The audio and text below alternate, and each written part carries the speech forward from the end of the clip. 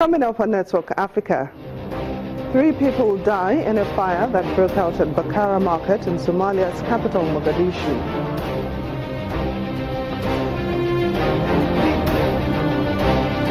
A famine has been declared in some parts of South Sudan, with thousands of people queuing up for aid.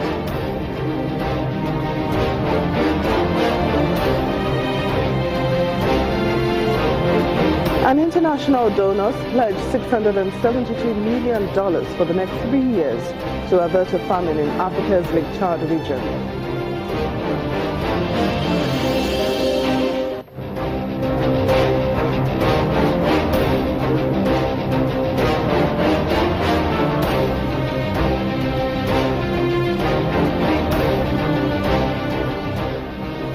Hello and welcome to Network Africa. I'm Temitope Fagbemi. Let's begin today's program with a summary of news that made headlines during the weekend. A militant bomber attacked a police station in the eastern Algerian city of Constantine on Sunday, but was shot before he could enter the building. Local private TV station reported the bomb exploded, and APS State News said the bomber was shot in the attack before he got inside. It was not clear if anyone was hurt. Interior Minister Nuruddin Bedoui confirmed an attack to state television and wished a quick recovery to the wounded without giving any details. Elsewhere, tensions between South Africans and foreigners rose again in Pretoria and parts of Johannesburg recently. Authorities say despite government pleas for peace, damage to property, acts of violence and looting continue to be reported in Pretoria. The Home Affairs Minister spoke out to respond to reports from the Nigerian government claiming that 116 of its citizens had been killed in South Africa over the past 2 years.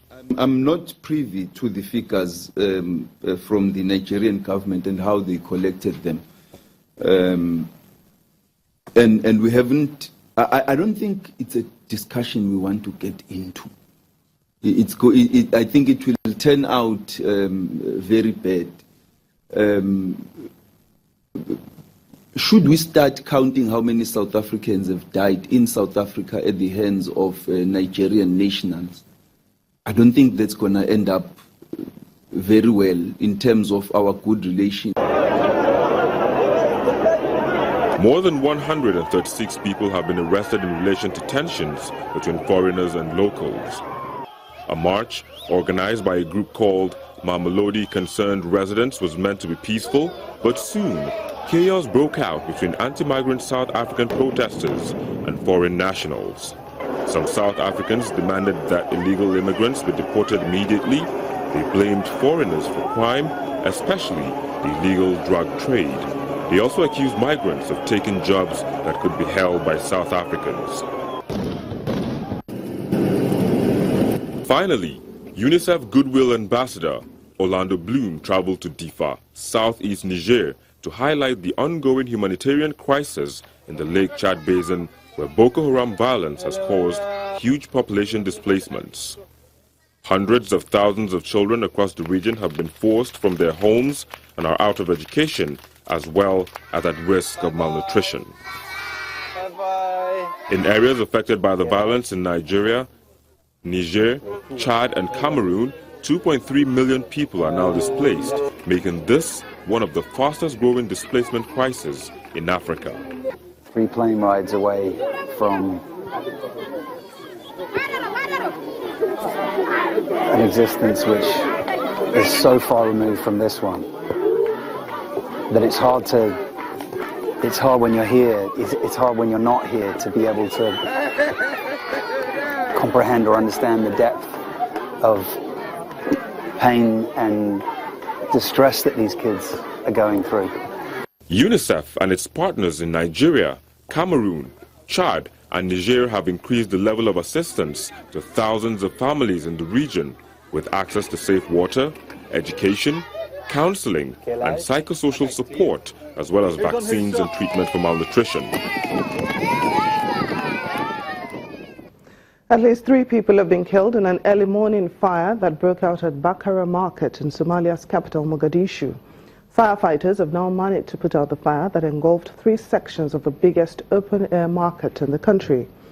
Meanwhile, the city's authorities have appealed to people not to use the inferno as an opportunity to loot shops. It is estimated that millions of dollars have been lost in the fire, the cause of which is yet to be determined. In a bid to reduce spending, the Kenyan government has announced a ban on state advertising in commercial media in the country. It says it spends about $20 million on advertising on things such as state tenders, job positions and public service announcement. A government memo says all state agencies must now advertise through a new government magazine, my.gov. Meanwhile, in the capital, operators of Kenyan minibuses known as matatus are holding a protest over the poor state of the roads in Nairobi. Staying on in Kenya, but this time in Baringo County, the Deputy President, William Ruto, says that he witnessed hundreds of people fleeing due to insecurity in the region. He also says that intensive security operations will start tomorrow in Baringo. The Deputy President adds that parts of Baringo South, lower parts of Baringo North, and some parts of Mochongoi will be declared as dangerous and disturbed zones. He also promised that in 2 weeks, the insecurity in the country will become a thing of the past, as 381 police officers will be deployed. On Thursday, bandits attacked a government truck carrying relief food to the area, and 2 weeks ago, a local elected official and a would-be member of parliament were killed when gunmen attacked a bar. Well, let's get more on what's happening in Kenya from a journalist in that country, Teddy Eugene. Thanks so much for joining us on Network Africa. Now, Teddy, let's start with the ban on private media advertising. What more can you tell us about that?